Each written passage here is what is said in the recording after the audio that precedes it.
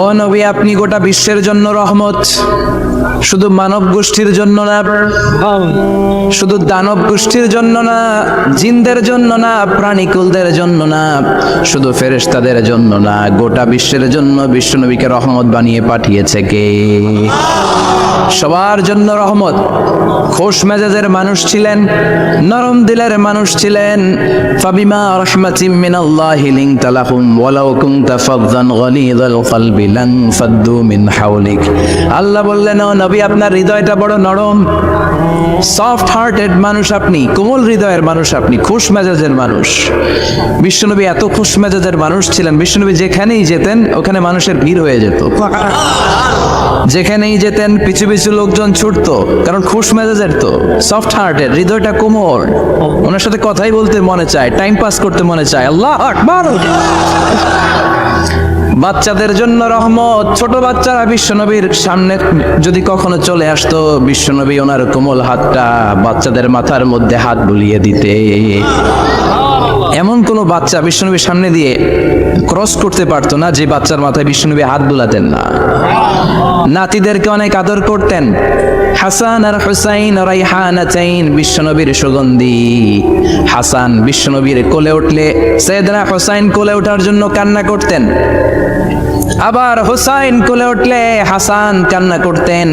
আবার সাইয়েদনা হাসান বিশ্বনবীকে ঘোড়া বানিয়ে বিশ্বনবীর পিঠের উপরে বসে বিশ্বনবীর চুল ধরে টেনে টেনে খেলা করতে। বিশ্বনবী ঘোড়া, আর ঘোড়ার বাদশা হচ্ছে হাসান। সুবহানাল্লাহ পড়বেন না? কি খুনসুটি, কি সম্পর্ক!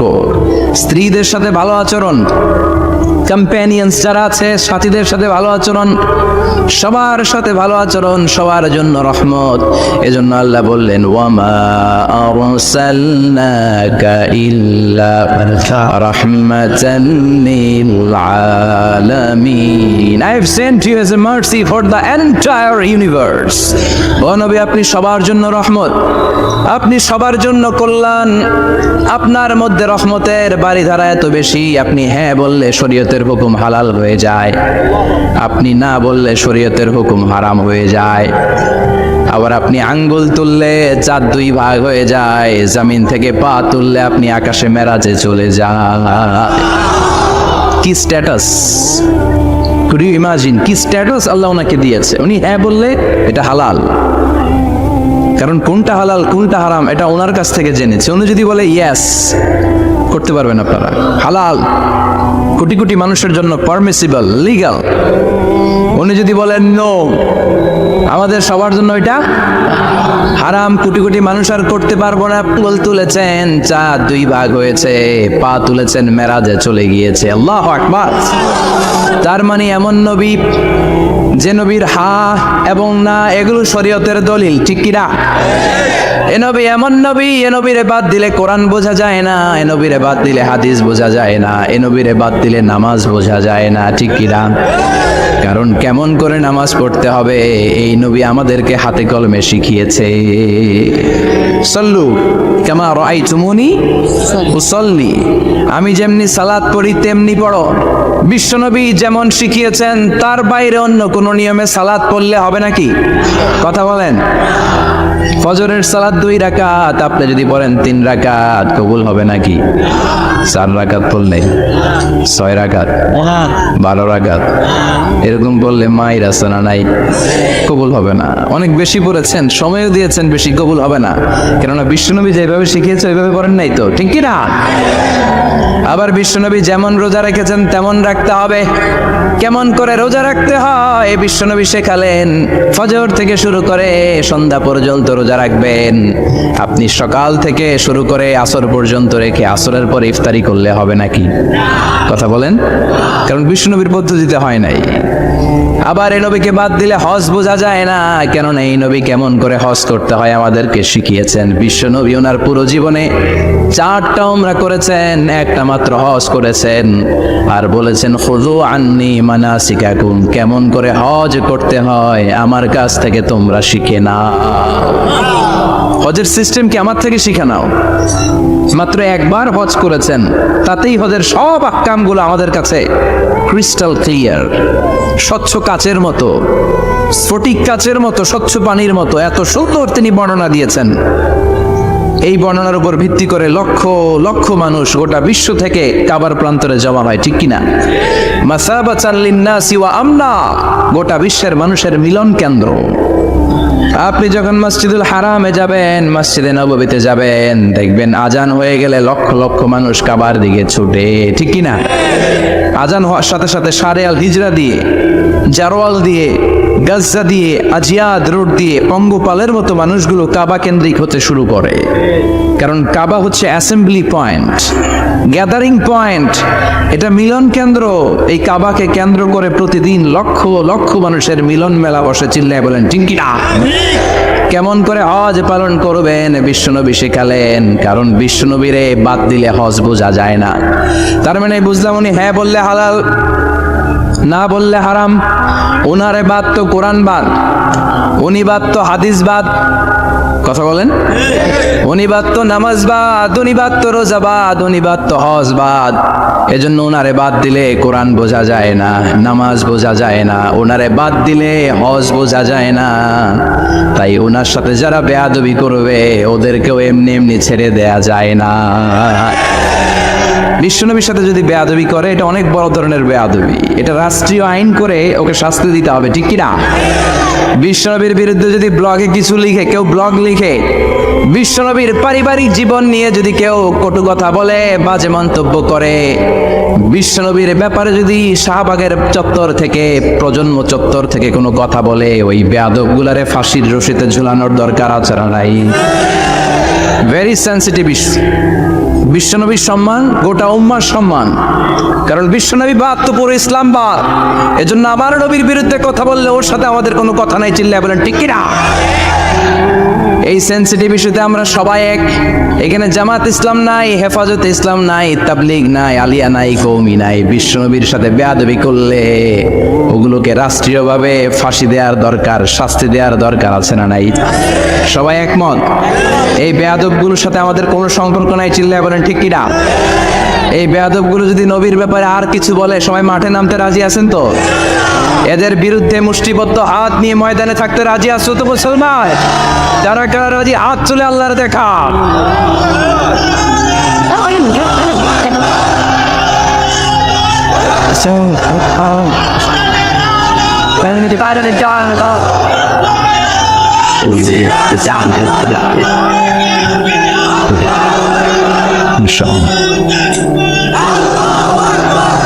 আল্লাহ তুমি কবুল করো। বিশ্বনবীর ভালোবাসা যেন আমরা অন্তরে রাখতে পারি, তুমি তৌফিক দাও। বিশ্বনবীর অনুসরণ এবং ভালোবাসা ছাড়া আল্লাহকে পাওয়া যাবে? আল্লাহকে যে পাইতে চায় হাজরাতের অনুসরণে, আরশ কুরসি লৌহ কালাম না চাইতে পেয়েছে সে। হাজরাতের অনুসরণে আরশ কুরসি লৌহ কালাম না চাইতে পেয়েছে সে। সুবহানাল্লাহ। এজন্য আল্লাহ বললেন, নবী আপনাকে আমি গোটা বিশ্বের মানুষের জন্য রহমত করে পাঠালাম, আবার আপনার চরিত্রটা গোটা বিশ্বের মানুষের জন্য আমি মডেল করে দিলাম। আল্লাহু আকবার। ওয়া ইন্নাকা লাআলা খুলুকিন আযীম। ও নবী, চমৎকার একটা চরিত্রের উপরে আমি আপনাকে প্রতিষ্ঠিত রেখেছি। And verily you are on a very good standard of character. ও নবী, আপনার চরিত্রটা বড় সুন্দর। আপনার চরিত্রের মতো গোটা বিশ্বের কারো চরিত্র হতে পারে? পা থেকে মাথা পর্যন্ত বিশ্বনবীর চরিত্রে একটা কালো দাগ বসানোর মতো ক্ষমতা কারো আছে নাকি? কারণ বিশ্বনবীর চরিত্র হলো কোরআনের চরিত্র। মা আয়েশাকে বলা হলো, মা আমাদের পেয়ারা নবীর চরিত্র কেমন ছিল আমাদেরকে বলে শোনান। মা আয়েশা বললেন, ও সাহাবীরা, বিশ্বনবীর চরিত্র ছিল কোরআনের চরিত্র। কানা খুলুকুহু আল কোরআন। বিশ্বনবীর চরিত্র ছিল কোরআনের চরিত্র। পুরো কোরআনে 30 পারাতে থিওরিটিক্যালি যা বলে শোনানো হয়েছে, বিশ্বনবীর জীবনীতে চরিত্রে প্র্যাকটিক্যালি ওই সব কিছু করে দেখানো হয়েছে। পুরো কোরআনে 30 পারাতে থিওরিটিক্যালি যা বলা বিশ্বনবীর চরিত্রে প্র্যাকটিক্যালি সেটা করে দেখানো। সুবহানাল্লাহ বাড়িতে যে বলেন। আবার বিশ্বনবীর আরেক স্ত্রী উম্মে সালামা বলতেন, ইনদামা ইয়ামশি রাসূলুল্লাহ আলাল আরদি কাআন্নাল কুরআনা ইয়ামশি আলাই। যখন বিশ্বনবী রাস্তার উপর দিয়ে হেঁটে যেত, মনে হয় কোরআন শরীফটা রাস্তার উপর দিয়ে হেঁটে হেঁটে যায়। কোরআনুল কারীম রাস্তা দিয়ে হেঁটে হেঁটে যাচ্ছে, মনে হচ্ছে যে এটা বিশ্বনবী নয়, এটা জীবন্ত কোরআন। পড়েন আল্লাহু আকবার। এজন্য এই নবীকে আল্লাহ এমন স্ট্যাটাস দিয়েছেন, পৃথিবীর কোন নবীকে তেমন স্ট্যাটাস দিয়েছে নাকি? এই নবীকে আল্লাহ এমন মর্যাদা দিয়েছে, গোটা বিশ্বের কাউকে এমন মর্যাদা দিয়েছে নাকি? এমন কিছু গুণাবলী, ক্যারেক্টারিস্টিক্স আল্লাহ বিশ্ব নবীকে দিয়েছে, পৃথিবীর কোন নবীকে সেগুলো দেয় নাই। সুবহানাল্লাহ। খুশি না বেজার? খুশি তো সবাই। কি দিয়েছেন, কি স্পেশাল এক্সট্রা স্ট্যাটাস আল্লাহ তাআলা বিশ্ব নবীকে দিয়েছেন আমরা শুনি। এক নাম্বার স্ট্যাটাস হলো সাহিবু শাক্কি সাদার। বিশ্ব নবীর সিনা চাক হয়েছে, পৃথিবীর কোন নবীর সেটা হয় নাই। সুবহানাল্লাহ। দুইবার হয়েছে এটা বিশ্ব নবীর জীবনে। হালিমাতুস সাদিয়ার বাড়িতে যখন দুধ পান করতে গিয়েছিল তখন হয়েছিল, আবার মেরাজের রাতে হয়েছিল। উম্মে হানির ঘর থেকে চলে সাইয়েদনা জিবরাইল বিশ্বনবীকে আতিমে কাবায় শুইয়ে দিলেন। এরপর গলার নিচ থেকে শুরু করে নাভি পর্যন্ত বুকটা কেটে ফেললেন, বিশ্বনবীর হৃদয়টাকে বের করলেন, জামজামের পানি দিয়ে ধৌত করলেন, আবার পেটের ভেতরে হৃদয়টাকে ঢুকিয়ে দিলেন। দিস ইজ কল্ড শাক্কে সাদার। উর্দু ফার্সিতে বলে সিনা চাক, ইংরেজিতে বলে ওপেন হার্ট সার্জারি। সুবহানাল্লাহ পড়বেন না? আমাদের অনেকের ওপেন হার্ট সার্জারি হয় না, গলা থেকে নাভি পর্যন্ত কাটা, সেলাই করে দিলে আবার বাঁচে। এটা বিশ্বনবীর সিনা চাক থেকে আবিষ্কার হয়েছে। পড়েন আল্লাহু আকবার। যে সমস্ত সাহাবারা বিশ্বনবীকে খালি গায়ে দেখেছে, উদম গায়ে দেখেছে, তারা বর্ণনা করেছে দুইটা কাপড় মাঝখান দিয়ে সেলাই করলে যেমনি দাগ দেখা যায়, আমরা বিশ্বনবীর গলা থেকে নাভি পর্যন্ত এরকম সেলাইয়ের দাগ দেখতে পেয়েছি। শাক্কুস সাদার, special status of the last Messenger Muhammad সাল্লাল্লাহু। আর কোন নবীকে আল্লাহ এটা দেয় নাই। খুশি না বেজার? আবার উনি হলেন সাহিবুল মেরাজ। ওনার মেরাজ হয়েছে, আর কোন নবীর হয়েছে নাকি? কথা বলেন। বিশ্বনবীর হৃদয়টা বড় ভাঙা, কলিজার টুকরা স্ত্রী খাদিজা নাই, যাকে সবচেয়ে ভালোবাসতেন, সবচেয়ে প্যার করতেন, যাকে মাহাব্বত করতেন। এবং সাইয়েদাতুনা খাদিজার জন্য বিশ্বনবী মা আয়েশাকে ধমকও দিয়েছেন।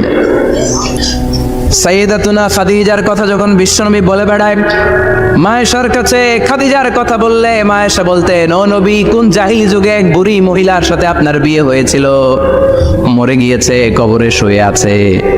ওই মহিলার পরে কত সুন্দরী সুন্দরী নারীরা আমরা আপনার ঘরে আসলাম, তারপরে ওই বুড়ির কথা আমাদেরকে বলেন কেন? ওই বুড়ির কথা শোনান কেন? বিশ্বনবী রেগে গেলেন। সাইয়েদাতুনা খাদিজাকে বুড়ি বলার কারণে বিশ্বনবী মা আয়েশার চোয়ালটা এইভাবে চেপে ধরেছে। কোনোদিন স্ত্রীর গায়ে হাত তোলেননি, শুধু এই একবার খাদিজাকে বুড়ি বলার কারণে মা আয়েশার কিডনি চেপে ধরেছিলেন। আল্লাহু আকবার। আবার বিশ্বনবী বলতেন, রুজিক তো হুব্বাহা, খাদিজার ভালোবাসা আল্লাহ আমার হৃদয়ে ঢুকিয়ে দিয়েছে। আবার বিশ্বনবী দোয়া করলে বলতেন, ও আল্লাহ, ওই কিয়ামতের ময়দানে যেদিন বন্ধু বন্ধুরে চিনবে না, বাবা ছেলেরে চিনবে না, মা তার মেয়েরে চিনবে না, পীর সাহেব মুরিদরে চিনবে না, মুরিদ পীর সাহেবরে চিনবে না, ওই কঠিন দিনে যেন আমি আমার কলিজার টুকরা খাদিজারে ভুলে না যাই। ওই কঠিন দিনে আমি যেন আমার খাদিজারে চিনতে পারি। সুবহানাল্লাহ। তার মানে ভালোবাসা বেশি না কম? সাইয়েদাতুনা খাদিজা ইন্তেকাল করলেন, জাবালে হাজুনের পাশে ওনার কবর। যারা হজ উমরা করতে গিয়েছেন দেখেছেন না, মক্কায় একটা কবর আছে, এটা মাকবারাতুল মাআলা। মাআলা, কিন্তু এটারে বাংলাদেশিরা বলে জান্নাতুল মুআল্লা। কি বলে? এটারে জান্নাতুল মুআল্লা বলবেন না, কারণ এই কবরস্থানে অনেক কাফির মুশরিকেরও কবর আছে, তো ওদের কবরস্থান কি জান্নাত হইতে পারে? এটাকে মাকবারা বলবেন। মাকবারা মাআলা বা মুআল্লা, আর মদিনায় হচ্ছে মাকবারাতুল বাকিয়া। মুআল্লা কবরস্থান মক্কায়, আর বাকি কবরস্থান মদিনায়। এর পাশে বিশাল এক পাহাড়, হেরেম শরীফ থেকে দেখা যায় জাবালে হাজুন এর পাদদেশে বিশ্বনবী নিজ হাতে সাইয়্যিদাতুনা খাদিজাকে কবর দিয়েছেন। কবর দিয়ে সবাই চলে যায়, বিশ্বনবী যায় না। দাঁড়িয়ে দাঁড়িয়ে কাঁদতে লাগলেন। সাইয়েদনা আবু বকর বলে, নবী চলেন ঘরে ফিরে যাই। বিশ্বনবী বললেন, তুমি যাও, আমি যাব না। যেই মহিলাটাকে এইমাত্র কবর দিলাম সাধারণ মহিলা না, আমার বিপদের দিনের সঙ্গিনী খাদিজা। আজীবন আমাকে ছাতার মতো শেল্টার দিয়েছে, সমস্ত সম্পদ আমার পায়ের সামনে বিছিয়ে দিয়েছে রে আবু বকর।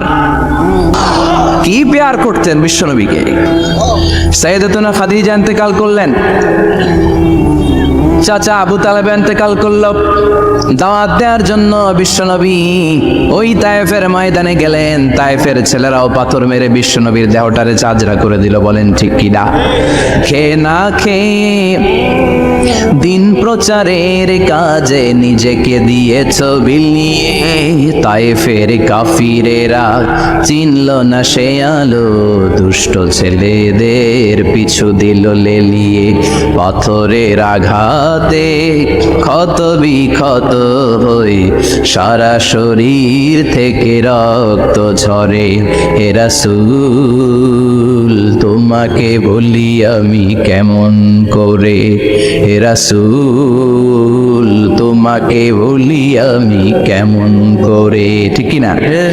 খাদিজা নাই, আবু তালেব নাই, তায়েফে যে মার খেয়ে আসলেন, অন্তরটা একেবারে ভাঙা, আর মন বসে না, কিচ্ছু ভাল লাগে না। বিশ্বনবীর মনের ভেতরে হাহাকার। বিশ্বনবীর মনে হলো ডানে বায়ে দুনিয়ায় আমার মনে হয় কেউ নাই। বিশ্বনবী দুনিয়ায় বসে কষ্ট পায়, আরশের উপর থেকে এগুলো দেখে কে?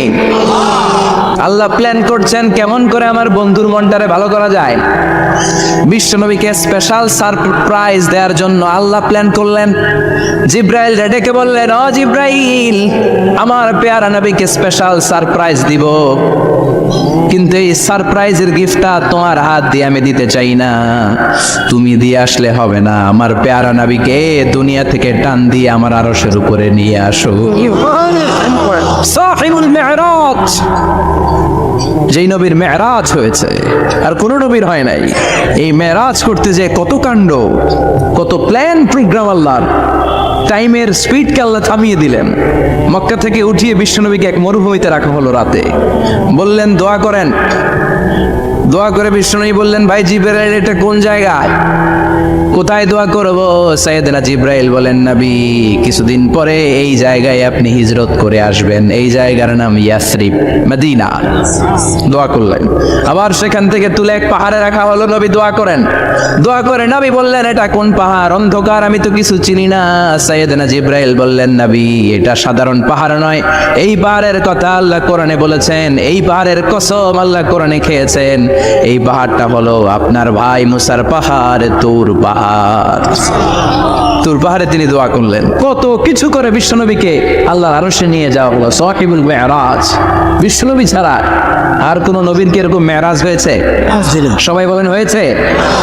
এরপর উনি হলেন সাহিবুস শাফা, শাফাতের মালিক। বিশ্বনবী ছাড়া কিয়ামতের ময়দানে কেউ আমাদের জন্য সুপারিশ করতে পারবে? পাগল হয়ে যাব আমরা।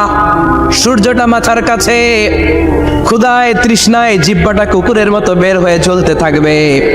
মাথার মগজগুলো গলে গলে নাকের ছিদ্র দিয়ে কানের ছিদ্র দিয়ে বেয়ে বেয়ে পড়তে থাকবে। বাবা ছেলের দেখলে দিবে দৌড়, বলবে চিনি না, ইয়া নাফসি আল্লাহ আমারে বাঁচাও। ঠিক কি না? পীর সাহেব মুরিদ রে বলবে চিনি না, মুরিদ পীর সাহেব রে বলবে চিনি না, ভাই ভাই রে চিনবে না।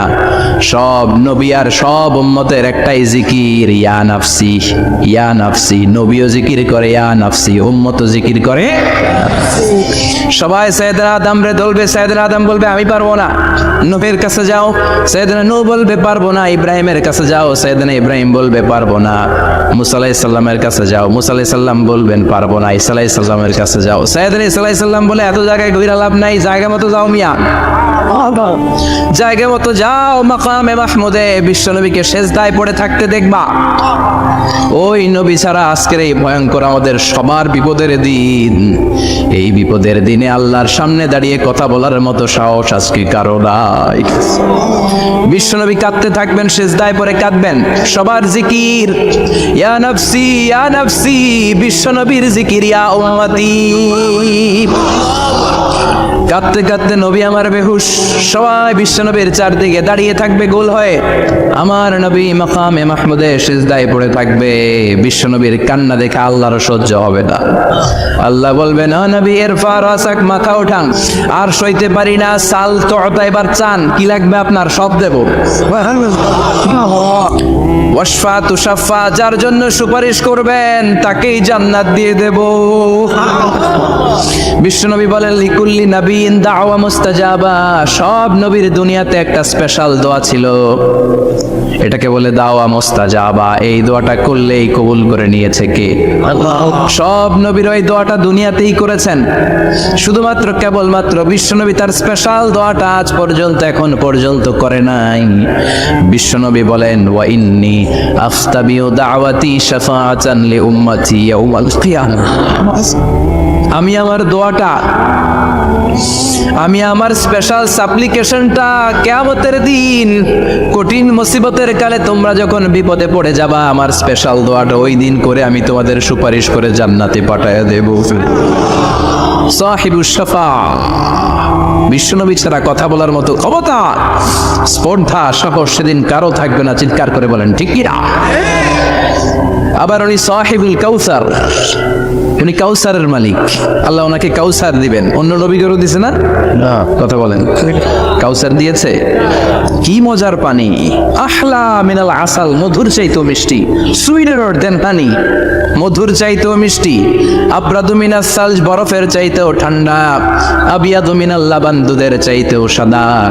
এক ঢোক যে পান করবে আজীবনের জন্য তৃষ্ণা চলে যাবে। সাহিবুল কাউসার, তৃষ্ণার চোটে আমরা পাগল পারা হয়ে বিশ্বনবীর কাউসারের দরবারে যাব। বিশ্বনবী পেয়ালার মধ্যে করে করে আমাদেরকে কাউসার পিলাবেন। এই কাউসারের ক্ষমতাও রব্বুল আলামিন পৃথিবীর কোন নবীকে দেন নাই। সব নবীরাও বিশ্বনবীর কাছে চেয়ে চেয়ে কাউসার সেদিন খাবে। সুবহানাল্লাহ পড়বেন না? সাহিবুল কাউসার, সাহিবুল মেরাজ, সাহিবুল শাফাআহ, সাহিবুল মাকাম আল মাহমুদ। আজানের পরে দোয়াতে বলি না, আতি মুহাম্মাদিনিল ওয়াসিলাতা ওয়াল ফাদিলা ওয়া বা'আস মাকামাক মাহমুদা। ও আল্লাহ, আমার নবীর আপনি মাকামে মাহমুদ দেন। মুফাসসিরিন ইকরাম, মুহাদ্দিসিন ইকরাম এই মাকামে মাহমুদ কি এটার ব্যাখ্যা করতে যে হয়রান হয়েছেন। কেউ বলেছেন কিয়ামতের ময়দানে বিশাল একটা সিংহাসন, কেউ বলেছে জান্নাতের মধ্যে একটা সিংহাসন, কেউ বলেছে না না, আমার আল্লাহর আরশের পাশে স্পেশাল একটা জায়গা আছে, ওই জায়গাটার নাম হলো মাকামে মাহমুদ।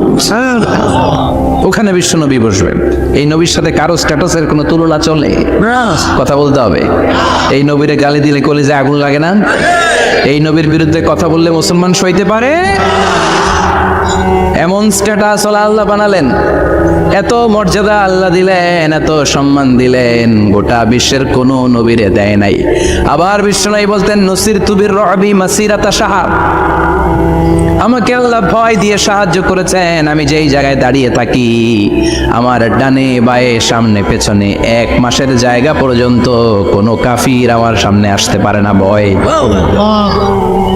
1 মাসের জায়গা পর্যন্ত কোনো কাফির যদি দাঁড়ায় থাকে, বিশ্বনবীর জন্য ভয় তার কলিজায় তুকদুকানি শুরু হয়ে যায়।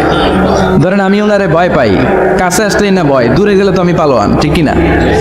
উনি আছে কোম্পানিগঞ্জ বাজারের ওইদিকে, আমি এদিকে, আমি পালোয়ান, স্বাস্থ্যে সমস্যা নাই, ঠিক কি না? কারণ কাছে নাই।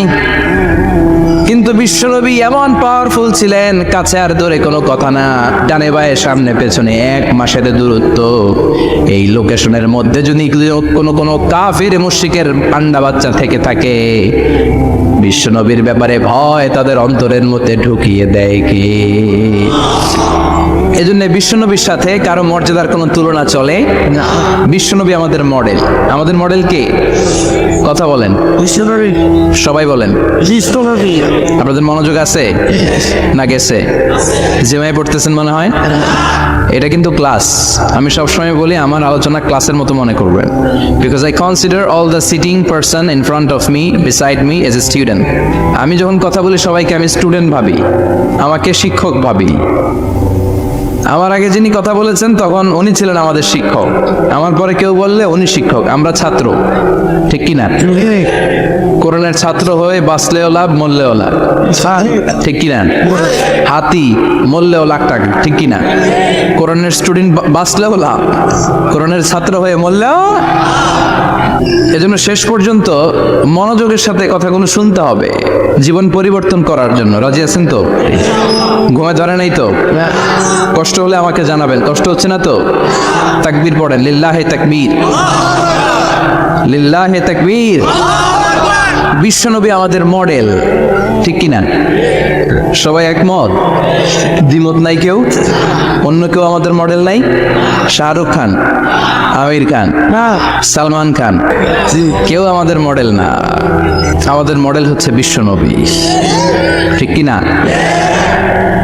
এজন্য আসুন বিশ্বনবীর জীবনী থেকে কিছু মেসেজ আমরা নেই, কিছু শিক্ষা আমরা নেই, যাতে করে জীবনটাকে এনলাইটেন করা যায়, আলোকিত করা যায়। আমরা এই মাহফিলগুলোতে এসেছি আলোকিত হতে, নাকি আলোকিত মানুষ হয়ে ফিরে যাব।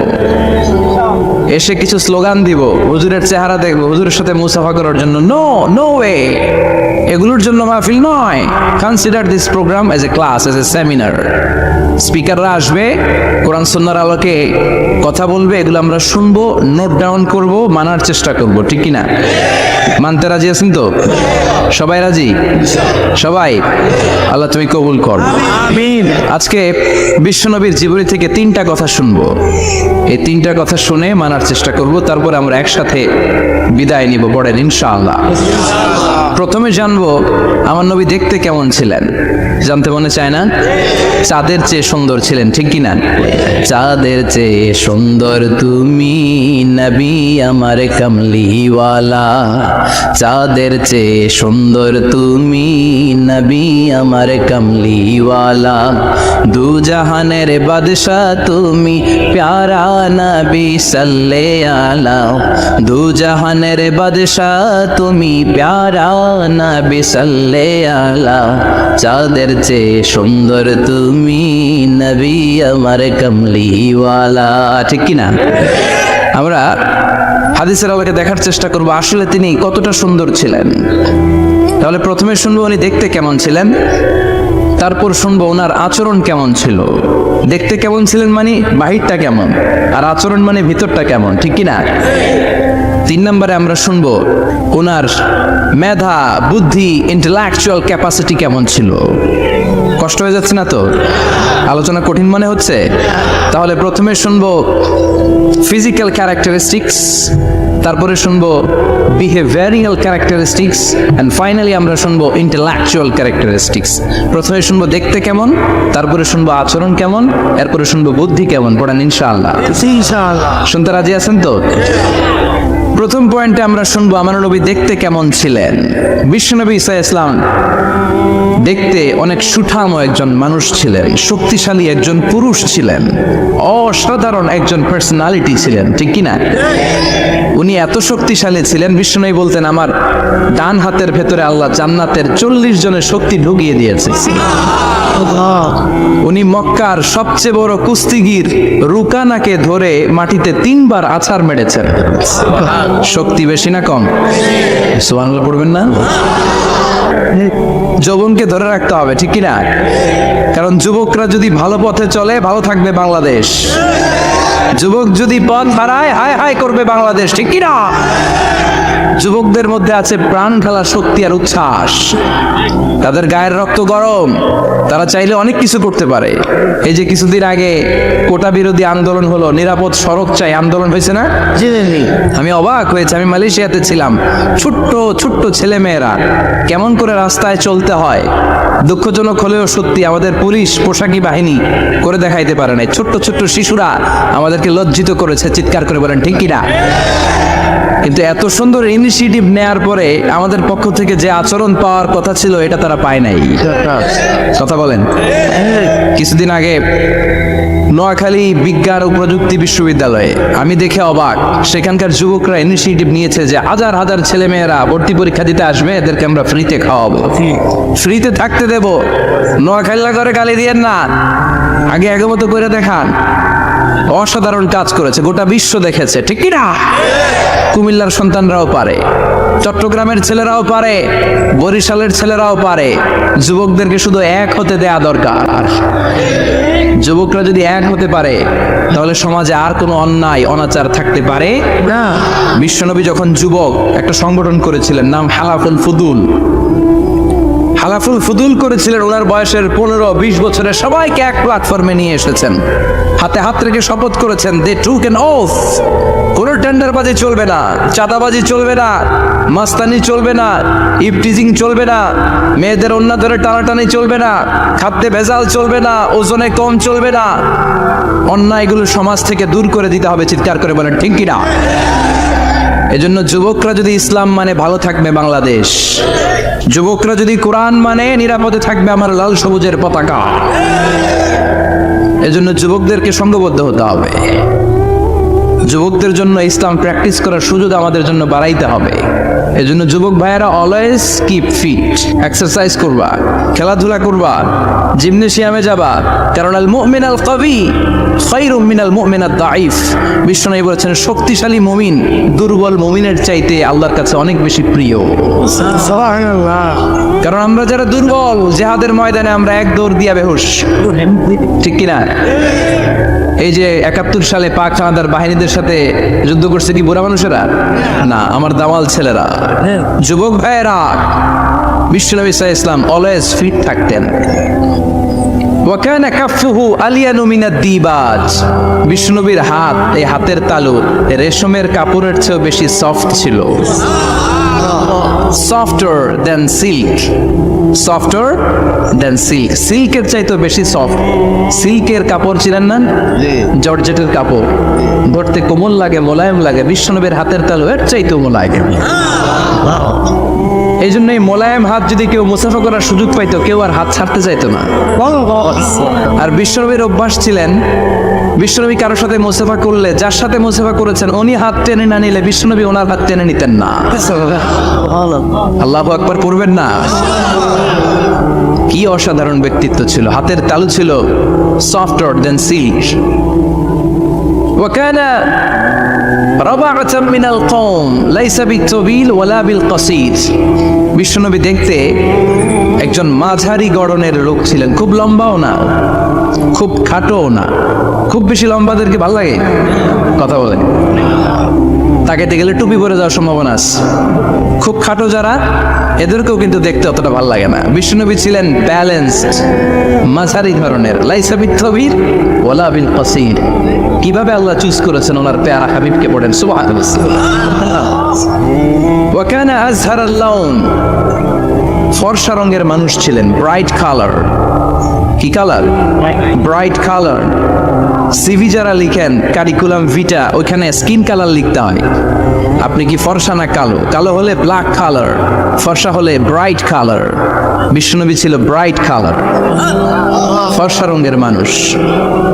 কতটা সুন্দর ছিলেন! অনেকে বলে সৈয়দনা ইউসুফ আলাইহিস সালাম বেশি সুন্দর। না না, বিশ্বনবী সৈয়দনা ইউসুফ আলাইহিস সালামের চেয়ে অনেক গুণ বেশি সুন্দর ছিলেন। বিশ্বনবী বলতেন আনা মালিহুন ওয়া আখি ইউসুফু সাবিহুন। আমি বিশ্বনবী মালিহ। আলেম যারা আছেন উত্তর দেন আরবিতে। মিলহুন মানে কি? লবণ। তার মানে মালিহ মানে লাবণ্যময়। বিশ্বনবী লাবণ্যময় সুন্দর ছিলেন, আর ইউসুফ আলাইহিস সালাম সাদা সুন্দর ছিলেন। এদিকে লাবণ্যময়, এদিকে সাদা, কোনটা ভালো লাগবে?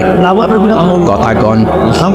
তার মানে বিশ্বনবীর গায়ের স্কিন ছিল ব্রাইট কালার, ফর্সা রঙের মানুষ ছিলেন, মাঝারি সাইজের মানুষ ছিলেন, সিক্স প্যাকের মানুষ ছিলেন। ওয়া কুবিদা ওয়া লাইসা ফি রাসিহি ওয়া লিহিয়াতিহি 20 শাআরা বাইদা। ইন্তেকালের আগে দাড়ি আর চুল মিলে 20টা দাড়ি চুলের বেশি পাকে নাই। সুবহানাল্লাহ পড়বেন না? দাড়ি আর চুল মিলে মোট পাকছিল কয়টা? অনেকে বলে হুজুর স্বপ্নের ব্যাখ্যা দেন। কি স্বপ্ন দেখেছেন? তিনি বললেন আমি স্বপ্নে দেখেছি একজন লোক আল্লাহ রাসূলের কবর থেকে উঠে এসেছে। তাই নাকি? উনি জানতে চাচ্ছে যে এটা আল্লাহ রাসূল কি। আমি বললাম চেহারা কেমন দেখেছেন? বলে হুজুর আমি দেখলাম ধবধবে সাদা দাড়ি, ধবধবে সাদা চুল, তার মানে উনি কি আল্লাহ রাসূলকে দেখেছে? না, আল্লাহ রাসূলের ধবধবে সাদা চুল ছিল না, ধবধবে সাদা দাড়ি ছিল না। এতেকালের আগে দাড়ি আর চুল মিলে পাকছিল কয়টা? কোম্পানিগঞ্জের ভাইয়েরা মনে থাকবে, দাড়ি আর চুল মিলে পেকেছিল কয়টা?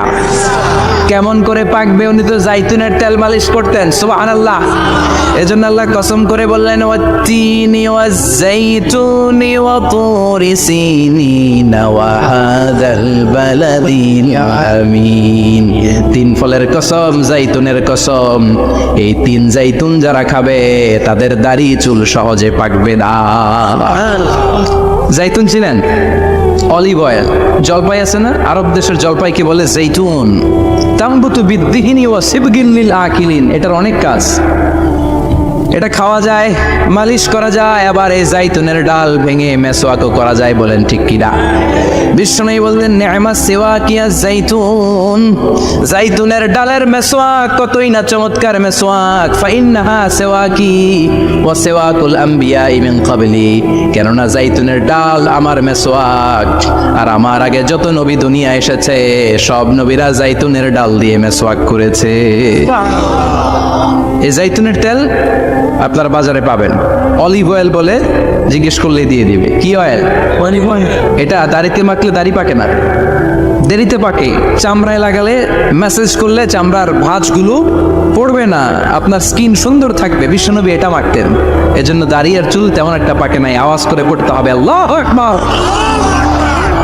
তুলু শাআর ইলা শাহমাতাইল উযুন। এবার শুনি বিশ্বনবীর চুল কেমন ছিল। বিশ্বনবীর চুল মাঝে মাঝে এই কানের লতি বরাবর আসতো। ইলা শাহমাতাইল উযুন মানে বড় চুল রাখতেন, হেয়ার কাটটা ছিল লং হেয়ার কাট। মাঝে মাঝে কানের লতির মাঝামাঝি, আর কখনো কখনো কাঁধ বরাবর। ইলাল মানকিবাইন, তিন সিস্টেমে রাখতেন, কানের মাঝ, কানের লতি, কাঁধ বরাবর। ইয়াংরা মহা খুশি যে বড় চুল রাখার দলিল পাইছি। সুন্নতের নিয়তে রাখতে হবে, একটা ভদ্র কাটিং হইতে হবে। আর ইউনিভার্সিটি আর স্কুলের স্টুডেন্ট হলে ইউনিভার্সিটির ড্রেস কোড, হেয়ার কাট মেনে চলতে হবে, ঠিক কি না? আর সুন্নতের নিয়তে যদি রাখতে চাও, একটা ভদ্রতা থাকতে হবে, একটা সৌন্দর্য থাকতে হবে। ইদানিং অনেক ছেলেরা খুব অদ্ভুত কাটিং দেয়, এই হেয়ার কাটগুলো নিষিদ্ধ। একটা হেয়ার কাট আছে কাজা, নাহা রাসূলুল্লাহি আনিল কাজা। বিশ্বনবী কাজাহ কাটিং দিতে নিষেধ করেছেন। কাজাহ মানে চুলের কিছু অংশ ট্রিম করে চামড়ার সাথে লাগানো, কিছু অংশ বড় বড়, এরকম আছে না নাই? এটারে আমি বলি ঘোড়া কাটিং। কি কাটিং? ঘোড়া কাটিং। ঘোড়ার মাথায় এরকম লম্বা চুল আছে না নাই? কেউ যদি এখানে থেকে থাকো, মাইন্ড করো না, নেক্সটে আর এই হেয়ার কাট নিবা না, ঠিক কি না? রাজি আছি তো? আমার যুবকরা পছন্দ করে বেশি, আমিও পছন্দ করি ওদেরকে খুব বেশি। ওরা আমার কথা বুঝে বেশি, আমিও ওদের হৃদয়ের কথা বুঝি বেশি, এজন্য এগুলো ভালোবেসে বলি। যদি কেউ নিয়ে থাকো এই নিষিদ্ধ হেয়ার কাট, সামনে আর নিবা না। ইনশাআল্লাহ পড়ো, আর জোরে ইনশাআল্লাহ। ওয়াকানা ইফাররিকু বাইনা শা'রি। চুলের মাঝখানে বিশ্বনবী সিঁথি করতেন। আপনারা কাজী নজরুল ইসলামের ছবি দেখেছেন? দেখবেন যে উনি মাঝখানে সিঁথি করতেন। বিশ্বনবী এভাবে মাঝখানে সিঁথি করে সিঁথির মাঝখানে আতর ঢেলে দিতেন। কেন ঢেলে দিতেন? যেখানেই সেজদা দিতেন ওই জায়গায় আতরের ঘ্রাণে আমোদ হয়ে যেত। আরিদুস সাদর, বুকটা ছিল প্রশস্ত। ওয়াকানা বাইনা কাতিফাইহি খাতামুন নবুয়া, আর পিঠের মধ্যে কাজিররিল হাজালা, কবুতরের ডিমের মতো একটা মাহরুন নবুয়া ছিল। উনি যে শেষ নবী, উনি যে প্রফেট, দ্য লাস্ট মেসেঞ্জার, এটা প্রমাণ আল্লাহ সিল মেরা দিছে। বাম দিকের কাঁধে, ডান দিকে না, কোন দিকে? সাহাবারা যারা এটা দেখেছেন তারা বলেছেন যে আমরা দেখেছি এর মধ্যে কিছু চুলও ছিল, একটু লালচে ছিল, একটু উঁচু ছিল। একদিন বিশ্বনবী বললেন, বান্দার কোনো হক আল্লাহ কোনোদিন ছেড়ে দেয় না। আল্লাহর হক আল্লাহ মাফ করে, বান্দার হকের মাফ নাই। যদিও আমি নবী, আমার উপর যদি কোনো হক থাকে বলো, আমি দিয়ে দেব। কোনো সাহাবী দাঁড়ায় না। এক সাহাবী দাঁড়িয়ে বলল, নবী, যুদ্ধের ময়দানে চাবুক চালানোর সময়, লাঠি চালানোর সময় এক কাফেরকে মারতে যেয়ে আপনার লাঠির বাড়ি আমার পিঠের মধ্যে পড়েছে। আপনি যেহেতু এই কেসাসটা আদায় করতে চান, আপনার পিঠে আমি লাঠির বাড়ি মেরে এটারে শোধবোধ করে দিতে চাই। সাইয়েদনা ওমরে ফারুক হাতের জামা এরকম পড়তে শুরু করছে, আয় এদিকে আয়, তোরে শোধবোধ করাই। বিশ্বনবী বললেন, ওমর রাখো, এটা বান্দার হক, মিটাতে দাও। বিশ্বনবী বললেন, আসো তুমি এসে আমার পিঠে লাঠি দিয়ে চাবুক দিয়ে বাড়ি মারো। সাহাবী বলে, ও নবী, তখন দুর্ভিক্ষের সময়ের যুদ্ধ ছিল, আমাদের গায়ে জামা ছিল না। যখন আপনি আমার চাবুকটা পিঠের মধ্যে মেরেছেন, আমার পিঠে তখন জামা ছিল না। আপনি যদি যথা নিয়মে কেসাসটা আদায় করতে চান, আপনার জামাটা খুলেন, খালি পিঠের মধ্যে বাড়িটা মার। এবার ওমরে ফারুকের ধরে কে?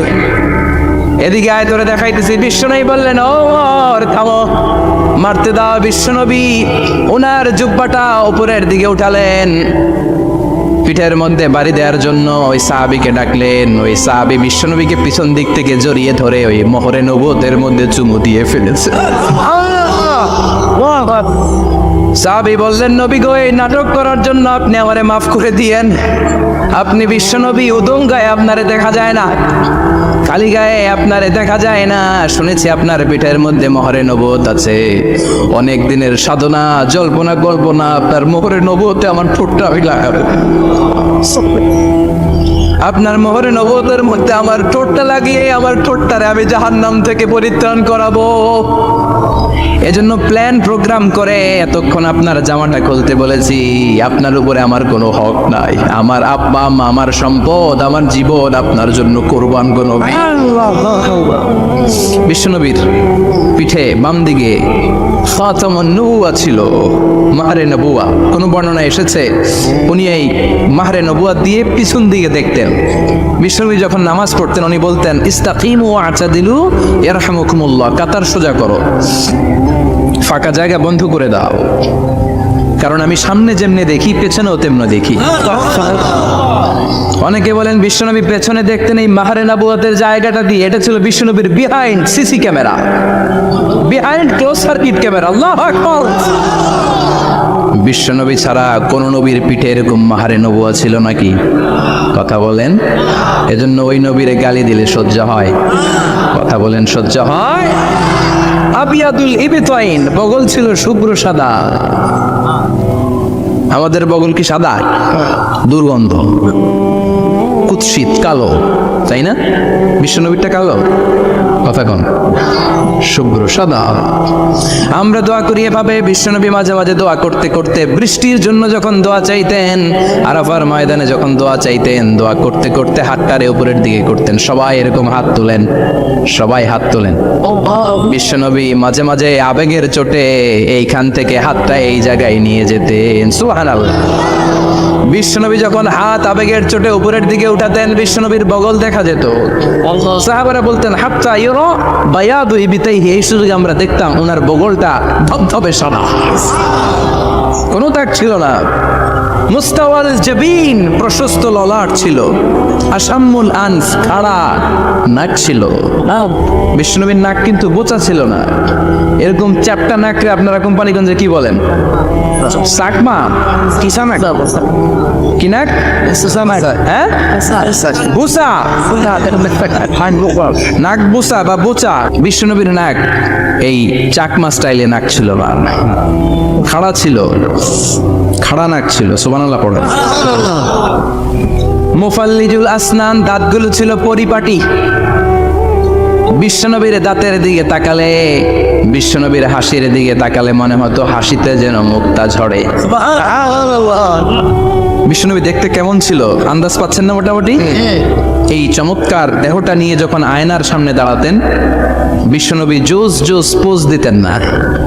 এখনকার ছেলেপেলেরা বলে আয়নার সামনে দাঁড়াইয়া দেই জোস জোস পোজ, আছে না নাই? বিশ্বনবী জোস জোস পোজ দিতেন না। বিশ্বনবী আয়নার সামনে দাঁড়িয়ে বলতেন, আল্লাহুম্মা হাসানতা খালকি ফাহসিন খুলুকি, ও আল্লাহ, আমার চেহারাটা যেমনি আপনি সুন্দর বানিয়েছেন, আমার হৃদয়টারেও সুন্দর করে দেন। What a attitude, what an attitude! কি অ্যাটিটিউড ছিল ওনার! আমরা আয়নার সামনে সেজে পড়ে দাঁড়ালে চুলকে সাইজ করি, পাং করি, স্টাইল করে ডিজাইন করি। বিশ্বনবী সুন্দর চেহারাটা নিয়ে যখন আয়নার সামনে দাঁড়াতেন বলতেন, আল্লাহ, আমার চেহারাটা যেমনি সাদা, হৃদয়টারেও সাদা করে দেন। কিছু মানুষ আছে চেহারা সাদা, হৃদয় কালো, আছে না নাই? অনেক। কিছু মানুষ আছে চেহারাটা কুচকুচে কালো, অন্তরটা সাদা, এমন মানুষও আছে না নাই? বিশ্বনবীর ভেতরও সাদা, বাহিরও সাদা। সুবহানাল্লাহ। আর এই সুন্দর সাদা দেহ নিয়ে আয়নায় দাঁড়িয়ে পড়তেন, আল্লাহ চেহারা যেমনি সুন্দর চরিত্রটাও সুন্দর করে দে। এজন্য আয়নার সামনে দাঁড়িয়ে এই দোয়ার দরকার আছে না নাই? পড়তে রাজি আছেন? মনে থাকবে না মাহফিল শেষ ভুলে যাবেন? মনে থাকবে? আয়নার সামনে আপনি যখন দাঁড়াবেন, আপনার স্ত্রী যখন দাঁড়াবে, আপনার বাচ্চারা যখন দাঁড়াবে, বলে দিবেন বাবা আয়নার সামনে দাঁড়ানোর দোয়া পড়ো। কত অসাধারণ দোয়া! পড়েন আওয়াজ করে আমার সাথে, আল্লাহুম্মা হাসানতা খালকি ফাআহসিন খুলুকি, আল্লাহুম্মা হাসানতা খালকি ফাআহসিন খুলুকি। এর মানে আল্লাহ আমার চেহারাটা করেছো সুন্দর, আমার আচরণ, আমার চরিত্রটাও সুন্দর করে দাও। চিৎকার করে পড়েন আমিন। তাহলে বিশ্বনবীর ব্যাপারে তিনটা কথা আমরা শুনবো বলেছিলাম, প্রথমটা শুনে ফেলেছি। মানে উনি দেখতে কেমন ছিল, উনি দেখতে কেমন ছিল, এর মধ্যে আমাদের আমলের কিছু নাই, শুধু বর্ণনা করা আর শোনা আর বিশ্বনবীকে ভালোবাসা, ঠিক কিনা? কারণ উনার না খাড়া, আমার তো খাড়া নাও হইতে পারে। উনি সুন্দর, আমি তো শ্যামলা হইতে পারি, কারণ এটা আল্লাহর দেয়া পরীক্ষা, ঠিক কিনা? দ্বিতীয় পয়েন্ট থেকে আমাদের আমল শুরু। দ্বিতীয় পয়েন্ট ছিল বিশ্বনবীর আচরণগত বৈশিষ্ট্য। আমার নবীর বিহেভিয়ার কেমন ছিল, কন্ডাক্ট সিস্টেম কেমন ছিল, ম্যানার কেমন ছিল, মানুষের সাথে কমিউনিকেশনটা কেমন ছিল, ব্যবহারিক জীবনটা কেমন ছিল, এগুলো আমল করার দরকার আছে না নাই? কষ্ট হচ্ছে? কষ্ট হচ্ছে? মনোযোগ আছে তো? মনোযোগ আছে না গেছে? আমরা এবার শুনবো বিশ্বনবীর আচরণ কেমন ছিল। বিশ্বনবী যখন রাস্তা দিয়ে হাঁটতেন, ইয়ামশি হাউনান, বিনয়ের সাথে হাঁটতেন। ইয়ামশি হাউনান, রহমানের বান্দারাও বিনয়ের সাথে রাস্তা দিয়ে হাঁটে, ঠিক কিনা? ওয়া ইবাদুর রহমানিল্লাযীনা ইয়ামশুনা আলাল আরদি হাওনান ওয়া ইযা খাতাবাহুমুল জাহিলুনা ক্বালু সালামা। রহমানের বান্দারা যখন রাস্তা দিয়ে হাঁটে, বিনয়ের সাথে হাঁটে, তারা অহংকার প্রদর্শন করে না, মানুষের সাথে বিনয়ের সাথে রাস্তা দিয়ে হাঁটে। এজন্য রাস্তা দিয়ে যখন হাঁটবো বিনয়ের সাথে হাঁটবো। রাজি আছেন তো? না গিয়ে অহংকার প্রদর্শন করে হাঁটবেন। বিশেষ করে যুবকেরা, 3-4 জন যুবক একসাথে হলে রাস্তায় ওদের আর কারো হুঁশ জ্ঞান থাকে না, পুরো দুনিয়াটাই মনে হয় দুনিয়াটাই আমার, আছে না নাই? না, মুরব্বীকেও সম্মান করবা, মহিলাদেরকে সম্মান করবা, তোমার জায়গায় তুমি হাঁটবা, ভদ্রভাবে হাঁটবা। ভদ্রভাবে হাঁটার দরকার আছে না নাই? উনি মুরব্বী, একদিন উনিও তোমার মতো যুবক ছিল, ঠিক কিনা? এই যে আমার কালো দাড়ি আজীবন কালো থাকবে? কথা বলেন। ওনার সাদা দাড়ি ছোটবেলায় বলে সাদা দাড়ি নিয়ে আসছিল না? উনিও একদিন তাগড়া যুবক ছিল, উনিও কোম্পানিগঞ্জ বাজারে দাঁড়ালে লোকজন তাকিয়ে থাকতো, ঠিক কিনা? তার মানে রং ধরা যৌবন জং ধরে শেষ।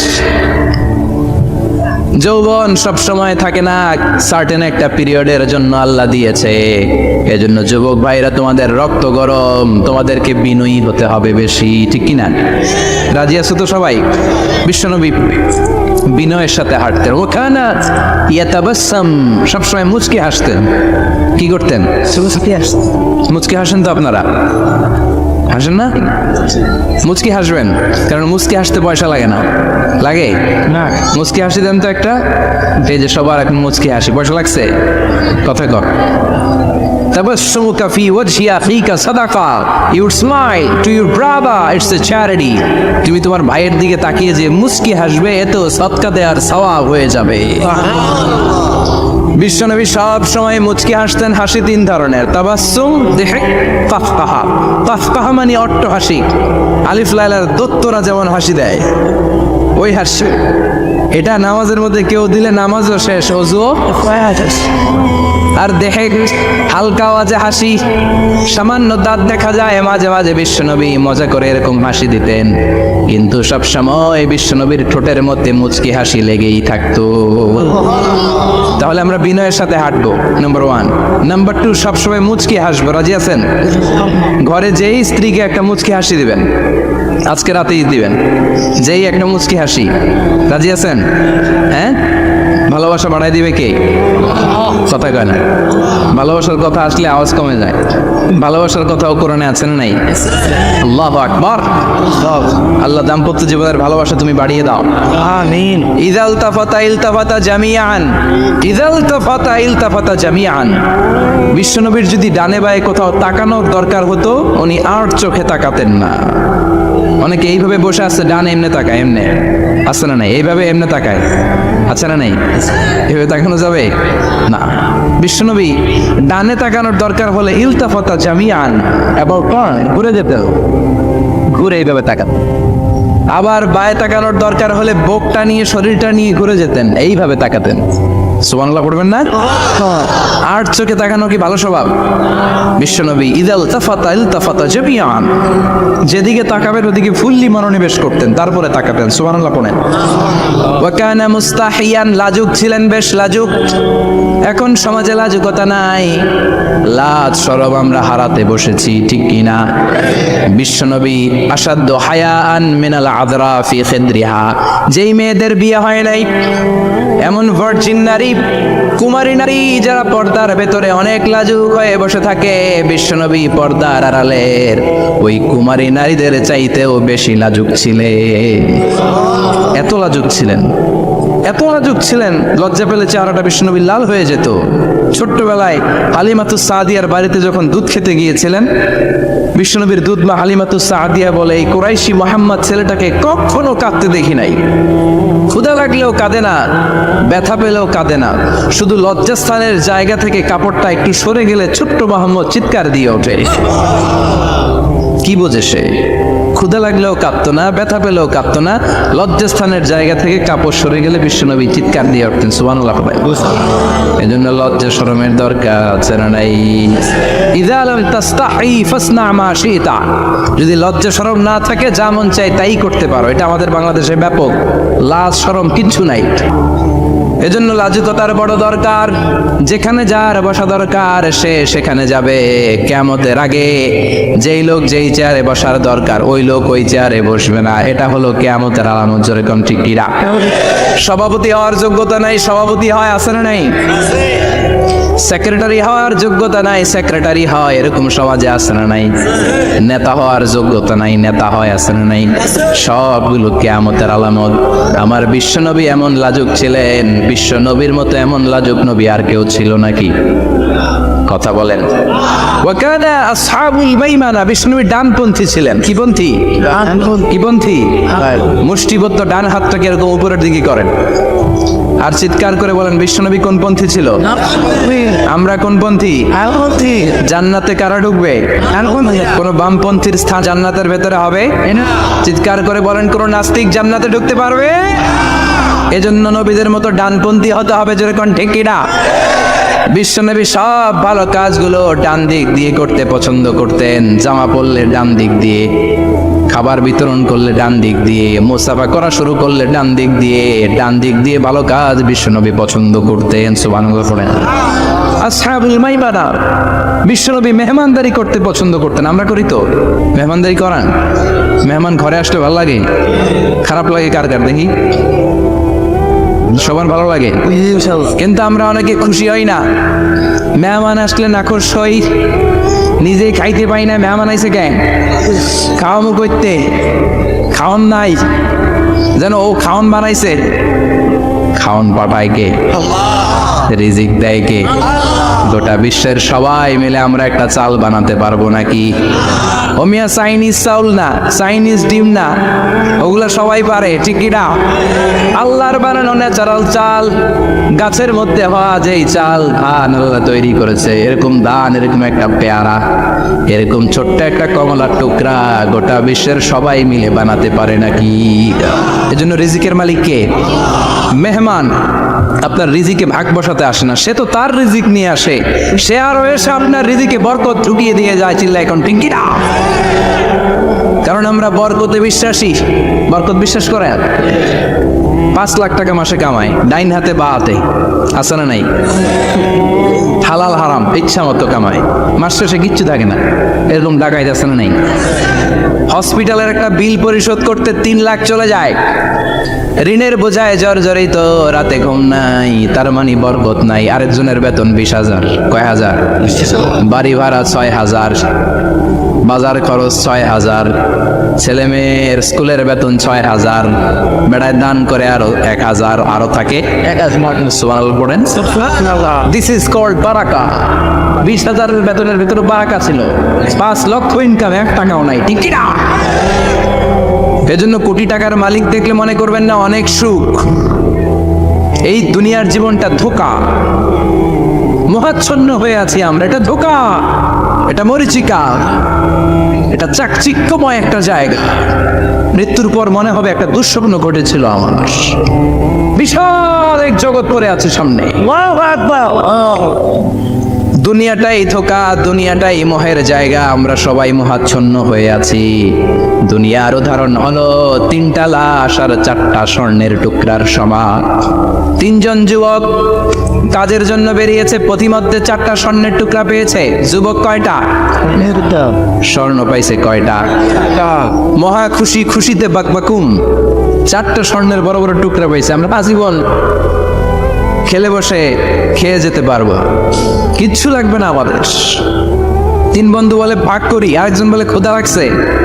একজন যা বাজার থেকে রুটি কিনে নিয়ে আয়, খাওয়ার পরে ভাগ করবো। একজন রুটি কিনতে গেল, শয়তান 2টারে বুঝায়, ওইটারে মারতে পারলে ভাগ বটোয়ারা সহজ হবে। তোরা 2 জন স্বর্ণ 4টা, তুই নিবি 2টা, ও নিবে 2টা। হিসাব সহজ না? 2 বন্ধু প্ল্যান করছে, ওইটারে মাইরা তুই 2টা, আমি 2টা। যেটা রুটি আনতে গেছে প্ল্যান করেছে, রুটির মধ্যে বিষ মিশায় নেই। কি মিশাবো? বিষ। তাহলে বিষ খাওয়া, রুটি খেয়ে ওই 2টা সে সব পাবে, আমি পাবো। ভাগাভাগির কিছু নাই, সব যাবে আমার কাছে। 4টা স্বর্ণের টুকরার মালিক আমি। রুটির মধ্যে বিষ মেখে নিয়ে এসেছে। ওই 2 বন্ধু প্ল্যান অনুযায়ী ওইটারে ধরে মেরে ফেলছে। এবার মহা খুশি। এক বন্ধু কয়, এবার তো ভাগ বটর আর কিছু নাই, তুই 2টা, আমি 2টা, আগে খাইয়া লইস। আগে খাওয়ার পরে এই 2টাও নাই। 3টা লাশ, 4টা স্বর্ণের টুকরা। এটাই তো দুনিয়ার জীবন, ঠিক কিনা? আসল জীবন কবর থেকে শুরু হবে, কোন ঠিক কিনা? একদিন মাটির ভেতরে হবে ঘরে মন আমার, কেন বাঁধো দালান ঘরে মন আমার, কেন বাঁধো দালান ঘর, ঠিক কিনা? দুনিয়ার জীবন আসল জীবন না, এটা মরিচিকা, এটা ধোঁকা, এটা মোহ, এটা শয়তানের চাকচিক্য। আসল জীবন কবরের জীবন। আসল জীবন সামনে পড়ে আছে, জন্য বরকতে বিশ্বাস করি আমরা, ঠিক কিনা? ল্যান্ড ক্রুজার দাপিয়ে বেড়ায়, বড় বড় টাওয়ারের মালিক, অনেক সম্পদের মালিক। এটা দেখেই মনে করবেন না অনেক সুখে আছে, ঘরে যেয়ে দেখেন কোনো সুখ নাই, ঠিক কিনা? সাধারণত টাকা যার বেশি, দুঃখ তার বেশি। টাকা যার কম, সুখ তার বেশি। সুবহানাল্লাহ পড়ে। আল কানাআতু মিনাল ইসলাম। এজন্য আমার শ্রমিক ভাইয়েরা, আপনাদের 1 পা জান্নাতে এমনিই ঢুকে আছে। নামাজ পড়বেন, মা বাবার খেদমত করবেন, ইসলামের নিয়মগুলো মানবেন, 2য় পাটাও জান্নাতে ঢুকায় দিবে কে? আর যারা কোটি কোটি টাকার পাহাড় বানিয়েছে, ওদের হিসাবের ফিরিস্তি অনেক বড়। বিশাল বাড়ির মালিক, ল্যান্ড ক্রুজার চালায়, সাবরোলেট চালায়, পোরশে, ফারারে, ল্যাম্বরগিনি চালায়, আছে না নাই? ঘরে সুখ নাই, রাতে ঘুম নাই, টেনশন আর টেনশন। 4টা ট্যাবলেট খেয়ে আধা ঘন্টা ঘুমাতে পারে না, এরকম ধনী আছে না নাই? সব ধনীরা আবার এক পাল্লাই মাইপেন না। মাথার ঘাম পায়ে ফেলে যেই ধনী ব্যবসায়ীরা বড়লোক হয়েছে, ওদের ঘরে ঠিকই শান্তি আছে। তার মানে টাকা যার বেশি, অসুখ তার বেশি, কিচ্ছু খেতে পারে না। দেখবেন ধনীদের খাবারের ডায়েটে থাকে ভেজিটেবলস আইটেম, ঠিক কিনা? এমনি হজম হয় না, আবার ডাক্তারের কাছে গেলে বলে কিচ্ছু খাবেন না, খালি ঘাস খাবেন। কি খাবেন? মানে ভেজিটেবল খাবেন। সবজি খাবেন তো সুস্থ থাকবেন, আছে না নাই? ঘুম নাই, শান্তি নাই। এই যে কোম্পানিগঞ্জ বাজারের যারা কুলি মজুর শ্রমিক, এদের ঘুমে ঝামেলা আছে? কথা বলেন। ধনী পয়সাওয়ালা কোটিপতি সে ঘুমের ট্যাবলেট খায়, ঘুমের জন্য যে ট্যাবলেট লাগে রিক্সাওয়ালা ওইটাই জানে না, ঠিক কিনা? হাজার কোটি টাকার মালিক হলে বাড়ি কিনা যায়, গাড়ি কিনা যায়, সুখ কিনা যায় না। কোম্পানিগঞ্জ বাজারে সুখ বিক্রি হয় এমন দোকান আছে নাকি? কথা কন, একটাও নেই। কি করলেন আপনারা? সুখের দোকান দিতে পারলেন না? কি আজীব তামাশা! টাকা দিয়ে সুখ কিনা যায় না, গাড়ি কিনা যায়, বাড়ি কিনা যায়, কিন্তু সুখ নো ওয়ে, কেনা যায় না। টাকা হলে জাজিম কিনা যায়, পালিশ কিনা যায়, ঘুম কিনা যায় না। ঘুম কিনা যায়? ফার্মেসিতে ডাক্তারের কাছে যে যদি বলেন 2000 টাকার ঘুম দেন, দিবে? ডাক্তার কি বলবে? দূর মিয়া, আমারই ঘুম আসে না, তোমারে আমি ঘুম বিক্রি করবো। আচ্ছা না নাই? শ্রমিক ভাই, রিক্সাওয়ালাদের ঘুমের ঝামেলা নাই, যেখানে রাইত ওইখানেই, যেখানে রাইত ওইখানেই কাই। ওর মাথা লাগতে দেরি বিছানায়, নাক ডাকতে দেরি হয়, ওর নাকের ডাকের আওয়াজে, ঠিক কিনা? এই জন্য আমরা বরকতে বিশ্বাসী। অল্প খাবো, অল্প পড়বো, অল্প জমাবো, অল্পের ভেতর বরকত দিয়েছে কে? এজন্য মেহমান আসলে বিশ্বনবী খুশি হতেন, আমরাও মেহমান আসলে খুশি হব। রাজি আছি না নাই? সবাই রাজি? মেহমানদারি করাবেন তো? এরপরে বিশ্বনবী ইনসাফ করতেন। কি করতেন? ইনসাফ করতেন। বিচার করার সময় বিশ্বনবী ইনসাফ করতেন। গোটা বিশ্বকে ইনসাফ শিখিয়েছেন বিশ্বনবী। আমাদের দেশেও তো ইনসাফ হয় না? হাইকোর্টে, সুপ্রিম কোর্টে, গ্রাম্য সালিশে আছে, আছে।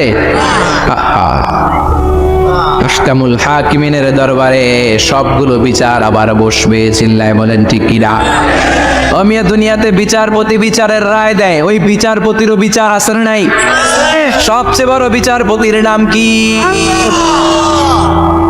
বিশ্বনবী ইনসাফ করে গোটা বিশ্বকে দেখিয়ে গেলেন কেমন করে বিচার করতে হয়।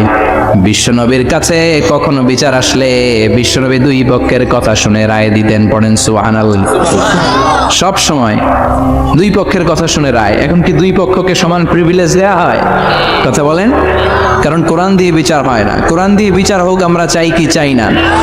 আমার সংসদ ভবনের ভেতরে কোরআনের আইন দিয়ে সংসদ ভবন কায়েম হোক আমরা চাই কি চাই না?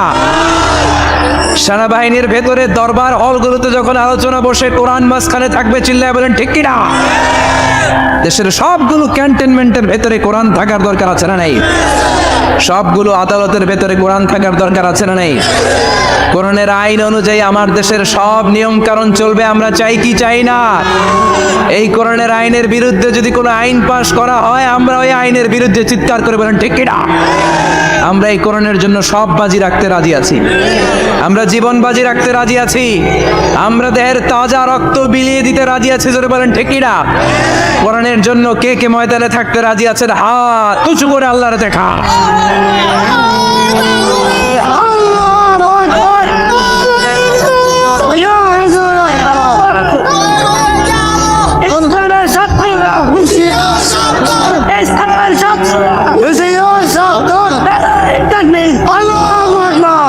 আল্লাহ কোরআনের জন্য যে ভালোবাসাটাকে তুমি কবুল করো। আমরা যেন দেখে যেতে পারি যে এই দেশে কালেমার পতাকা পতপত করে উড়েছে। আমরা যারা ইসলামের পক্ষে, এটাই আমাদের অপরাধ। আমরা ইসলামকে একটা বিজয়ী শক্তি হিসেবে দেখতে চাই। আমরা ইসলামকে পার্লামেন্টের ভেতরে দেখতে চাই। আমরা কালিমার পতাকা পতপত করে উঠছে এটা দেখে যেতে মরতে চাই। চিল্লায় বলেন ঠিক কিনা? বিশ্বনবী ইনসাফ শিখালেন। বিচার আসলে দুই পক্ষের কথা শুনতেন। বিশ্বনবীর স্ত্রী সাওদা এসে বলে, নবী আমি আপনার কুমারী বউ আয়েশার ঘরে তরকারি নিয়ে গিয়েছিলাম, ঝোল নিয়ে গিয়েছিলাম, কোন বর্ণনায় পায়েস নিয়ে গিয়েছিলাম। তরকারি দেওয়ার পরে আপনার স্ত্রী রেগে বলে, তরকারি দিলা কেন? আমি কি তরকারি রাঁধতে পারি না? আনলা কেন? রাগের চোটে তরকারির ঝোল নিয়ে পায়েস নিয়ে আমার গালের মধ্যে মাখিয়ে দিয়েছে আপনার বউ। আপনি তো শ্রেষ্ঠ বিচারক, নবী বিচার করে দেন। দুই বউয়ের মধ্যে ঝগড়া আছে না নাই? বিশ্বনবী সাউদার কথা শুনলেন, মা আয়েশাকে ডেকে পাঠালেন। মা আয়েশারে বললেন, ও আয়েশা আসলে এমনটা করেছো নাকি? মা এসে বলে, নবী তখন আমার মেজাজটা বড্ড গরম ছিল, রাগের মাথায় ঝোল নিয়ে আমি সাউদার মুখে লাগিয়ে দিয়েছি, আসলে কাজটা ঠিক হয় নাই, আমারে ক্ষমা করেন। বিশ্বনবী দুইজনের কথা শুনে ঠান্ডা হয়ে বসলেন। সুবহানাল্লাহ। একজনের কথা শুনে রায় দেয় নাই, ঠিক কি না? দুইজনের কথা শুনে বিশ্বনবী বললেন, আমার আদালতের রায় হচ্ছে কিসাস, টিট ফর ট্যাট। যেমন করেছো তেমন, ঘুষি মারলে ঘুষি, গুতা মারলে গুতা, ঠেলা মারলে ঠেলা, আছে না নাই? সাউদাকে যেমনি তুমি পায়েস মাখিয়ে দিয়েছ, সাউদাও পায়েসের বাটি থেকে কিছু পায়েস নিয়ে আয়েশার গালে মাখো। সুবহানাল্লাহ পড়েন।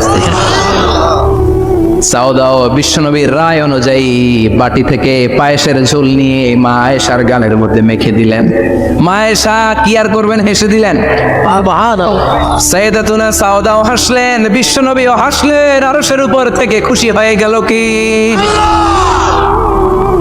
এজন্য কোরআন দিয়ে যদি, কোরআনের নিয়ম দিয়ে যদি, বিশ্বনবীর শেখানো পন্থায় যদি বিচার হয়, ওই বিচারের মধ্যে ইনসাফ থাকবে, জুলুম থাকবে না। ওই বিচারের মধ্যে কোনো স্কাইপি কেলেঙ্কারি হবে না। আমাদের টেলিফোনের ফোনালাপ ফাঁস হয়ে যায়, স্কাইপি ফাঁস হয়ে যায়, অনেক ঝামেলা হয়ে যায়, আসেন নাই? এরপরেও জনগণের চোখ খোলে না। আল্লাহ তুমি চোখ খোলার তৌফিক দাও, সহি সমাজ দান করো, পড়ে না আমিন। বিশ্বনবী ইনসাফ করতেন। বনু মাখজুমিয়া গোত্রের এক মহিলা চুরিতে ধরা পড়ল। কিসে ধরা পড়ল? কথা বলেন। চুরিতে। চুরি করলে নিয়ম কি? লাউ চুরি করলে, আম চুরি করলে, কলা চুরি করলে হাত কাটা যাবে না, এটা বড় চুরি। সুবহানাল্লাহ।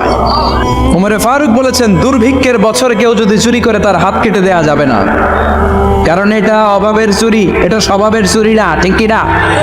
ঘরে খাবার নাই, পেটে দানা পানি নাই, লাউ চুরি করছে, মুরগি চুরি করছে, এই চোরের হাত কেটে দিও না, কারণ সে ক্ষুধার্ত, পেটে খাবার আছে, গায়ে জামা আছে, সমাজে সম্মান আছে, তারপরেও পুরো দেশটা খেয়ে ফেলতে চায়, এরকম ডাকাত আছে না নাই?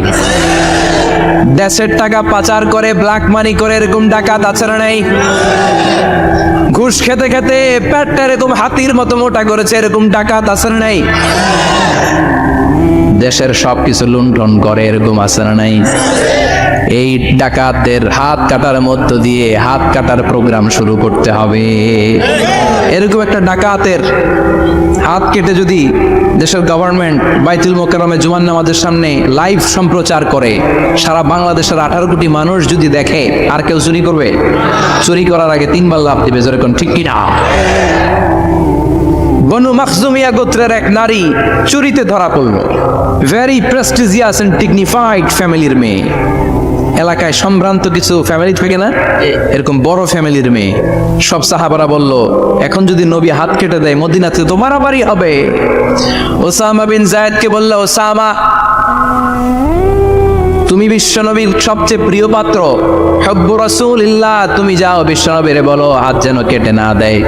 ওসামা যে বলে, নবী গো, সব সাহাবারা বলেছে এই মেয়ের হাত কাটলে মদিনায় ঝামেলা হবে, হাত কেটে দিয়েন না। এই কথা শুনে বিশ্বনবীর চেহারাটারে লাল করে দিল কে? আল্লাহ। বিশ্বনবী বললেন, ওসামা কোত্থেকে এত বড় স্পর্ধা পেলি রে তুই ওসামা? এই আইনটা তো আমি বানাই নাই, আরশের উপর থেকে এই আইনটা নাজিল করেছে কে? السارق والسارقة فاقطعوا أيديهما جزاء بما كسبا نكالا من الله والله عزيز حكيم. سبحان الله. If anyone steal something very precious from the society, from house, the government should cut down his right hand. দামি কিছু চুরি করলে গভর্নমেন্ট কাটবে, আমরা কাটতে পারবো? এটা সরকারের কাজ, সরকার তার হাত কেটে দিবে। ওসামা, এটা আল্লাহর আইন। কেমন করে আল্লাহর আইনে তুমি সুপারিশ করতে আসো? কোন বনু মাখজুমিয়া গোত্রের মেয়ে? ওই মেয়ে তো দূরের কথা, আমার কলিজার টুকরা ফাতেমাও যদি চুরি করে, আমি রামদানিয়ে ফাতেমার ডান হাতটা এক কোপ দিয়ে কেটে দিতে এক মুহূর্ত দেরি করব না রে ওসামা। জাস্টিস, ইনসাফ শিখে নাও। কেমন করে প্রতিষ্ঠা করেছে বিশ্বনবী, চিৎকার করে বলেন, ঠিক কি না? এগুলো হচ্ছে বিশ্বনবীর অভ্যাস, আচরণ।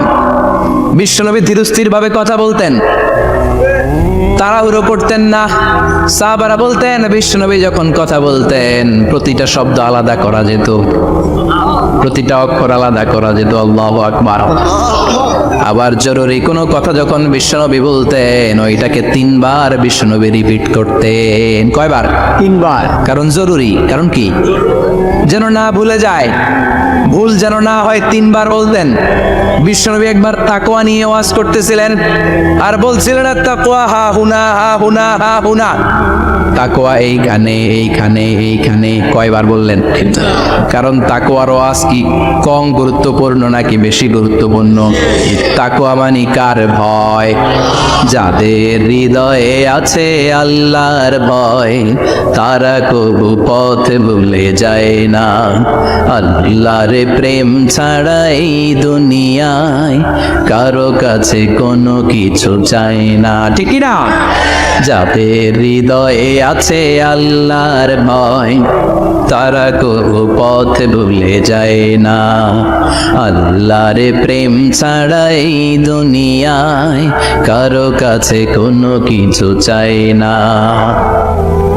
রাতের আধারে যারা সেজদাতে রয় দু চোখের শ্রুতে নদী যেন বয়। রাতের আধারে যারা সেজদাতে রয় দু চোখের শ্রুতে নদী যেন বয়। ছলনার হাতছানি যতই ডাকুক, ছলনার হাতছানি যতই ডাকুক পেছনে ফিরেও সে তাকায় না। যাদের হৃদয়ে আছে আল্লাহর ভয় তারা তো পথ ভুলে যায় না। আল্লাহর প্রেম ছাড়া এই দুনিয়া কারো কাছে কোনো কিছু চায় না। চিৎকার করে বলেন ঠিক কিনা? তাকওয়ার ওয়াজ করলেন, তাকওয়া মানে আল্লাহর ভয়। বিষ্ণুই বললেন তাকওয়া হা হুনা তাকওয়া হা হুনা তাকওয়া হা হুনা, তাকওয়া এই জায়গায়, তাকওয়া এই জায়গায়, তাকওয়া এই জায়গায়। যেহেতু এটা গুরুত্বপূর্ণ বিষ্ণুনবী 3 বার ইঙ্গিত করে বলেছেন। সুবহানাল্লাহ। বিষ্ণুনবী বলেন না তাকওয়া হা হুনা, তাকওয়া এইটা। বলেন না তাকওয়া হা হুনা, তাকওয়া এইটা। বলেন না তাকওয়া হা হুনা, তাকওয়া এইটা।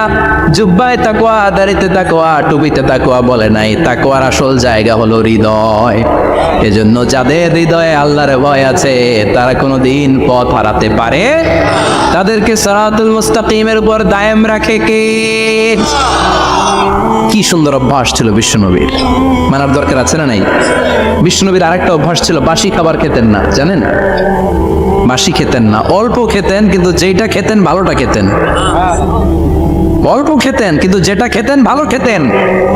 মধু খেতে পছন্দ করতেন কিন্তু মধুর মধ্যে দুর্গন্ধওয়ালা একটা মধু আছে না, মাগাফির। বুখারীতে লম্বা ঘটনা, ওইদিকে যাব না। এই মাগাফিরের মধু উনি খেতে চাইতেন না। ভালো সুগন্ধিওয়ালা মধু তিনি বিশ্বনবী খেতে পছন্দ করতেন। বিশ্বনবীর খাবারের তালিকায় সবচেয়ে পছন্দনীয় তালিকায় ছিল এই মধু। মধু খেতেন, দুধ খেতেন, খেজুর খেতেন, জব খেতেন, বার্লি খেতেন, ছাগলের বাজুর মাংস খেতে পছন্দ করতেন, সিনার মাংস। সুবহানাল্লাহ কইবেন না? What a choice! কি চয়েস ছিল বিশ্বনবীর! বাজুর মাংস খেতেন। বিশ্বনবী লাউ খেতে পছন্দ করতেন, লাউ।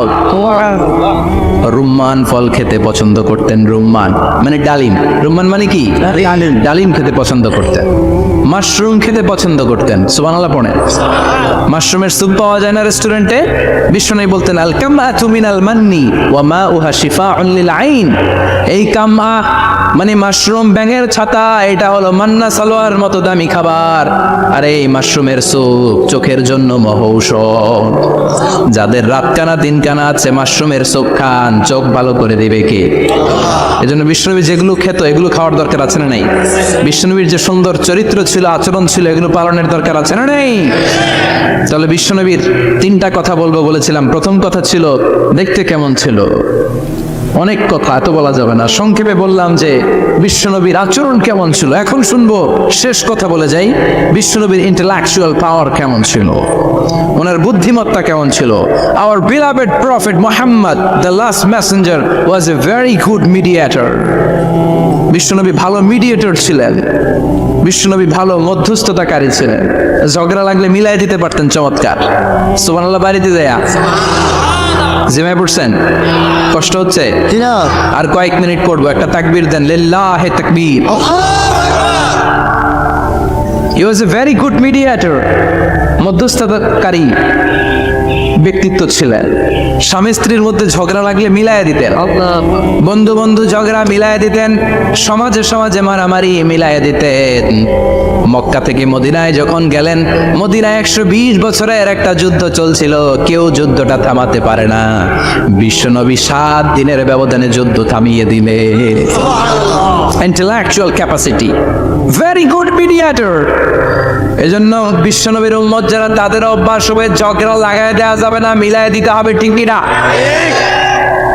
আমরা যদি ঝগড়া দেখি দূর থেকে আরো লাগাই দিতে চাই, আছে না নাই? কোম্পানিগঞ্জ বাজারে ঝগড়া, কয় লাগুক কারো লাগুক, দূরবি না, থামাবি না, দূর থেকে মজা দেখি, মজাই লাগে, এরকম ডাকাইত আছে না নাই? আগুন লাগলে পানি দিয়ে নেবায়, অনেকে তেল ঢালে, আছে না নাই? কি করবেন? মিলিয়ে দিবেন। আপনার মর্যাদা বাড়িয়ে দিবে কে? বিশ্বনবী ভেরি গুড মিডিয়েটর ছিলেন। বিশ্বনবী লজিক্যাল এবং রেশনাল ছিলেন, বুদ্ধিমত্তাকে কাজে লাগাতেন। এক সাহাবী এসে বলে, নবী ইদান লি বিজিনা, আমার জিনার অনুমতি দেন। কিসের অনুমতি? কার কাছে অনুমতি চাইলো? অন্যান্য সাহাবারা এই যুবক ছেলেটাকে ধমকাতে লাগলো, বসো, এই মিয়া বসো, বিশ্বনবীর কাছে কি কথা বলে এগুলা? ওই যুবক বসে রইল, বিশ্বনবী কাজ সারালেন, এরপর বললেন, আইনা শাবাব, ওই যুবকটা কোথায়, এদিকে আসো, কি চাইছো বলো। কই, বিশ্বনবী আপনি আমারে জিনা করার অনুমতি দেন। বিশ্বনবী যুবকটারে কাছে ডেকে আনলেন, বললেন, ও যুবক, তোমার ঘরে বোন আছে কিনা? কয় আছে। তোমার বোনের সাথে কোনো পুরুষ জিনা করুক, তোমার কেমন লাগবে? সে বলে, আমি এই পুরুষটারে হত্যা করব। হত্যা করবা? ওকে, ডান। তোমার ঘরে মা আছে কিনা? আছে। তোমার মায়ের সাথে পর পুরুষ জিনা করবে, কেমন লাগবে? আমি সাইজ করবো ওরে। তোমার ঘরে স্ত্রী আছে কিনা? আছে। তোমার স্ত্রীর সাথে যদি কেউ জিনা করে কেমন লাগবে? বলে, আমি তারে ছাড়বো না। বিশ্বনবী বললেন, তাহলে যেই মহিলার সাথে তুমি জিনা করবা, সেও তো কারো বোন, সেও তো কারো স্ত্রী, সেও তো কারো মা, ঠিক কিনা? সুবহানাল্লাহ, হোয়াট অ্যান ইন্টেলেকচুয়াল ক্যাপাসিটি। যুবক বলে, তাই তো, এভাবে তো ভাবি নাই। আমি যার সাথে পাপ করব, সেও তো কারো বোন হবে, সেও তো কারো মা হবে, সেও তো কারো স্ত্রী হবে। ও নবী, আপনি আমারে মাফ করে দেন, আমার জন্য দোয়া করে দেন, যেন তাকওয়ার উপর জীবন প্রতিষ্ঠা করতে পারি।